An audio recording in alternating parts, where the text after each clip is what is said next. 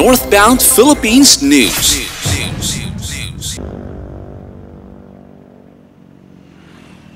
Kasi Mr. Lumboy, Paano po? Kailan po yung matagal na po? matagal to, 15 years.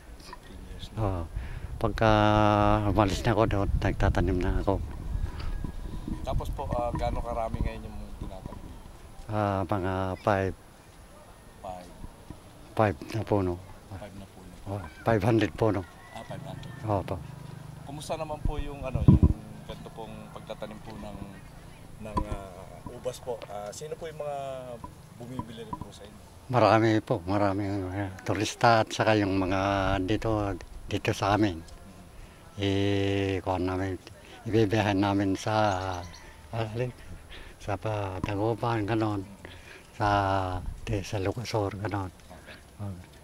Ba isang puno, abot na ng 5 kilos, ganon.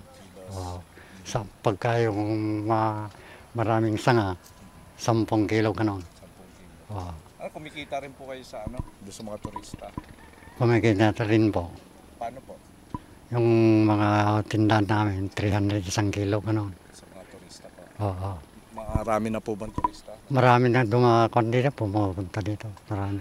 Pero sa ngayon po, wala po ngayong ubas? Meron naman pero kukunti. Pagka April, ganon, May, ganon, marami din. Lahat na yan, bumubunga na yan. Lahat. Mas maganda itong ubas.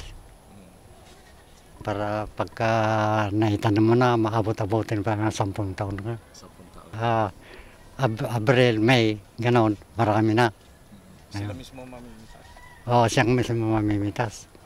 Kahit maraming pumunta dito, 1 kilo, ganon, 2, lahat na yung mga magpipitas.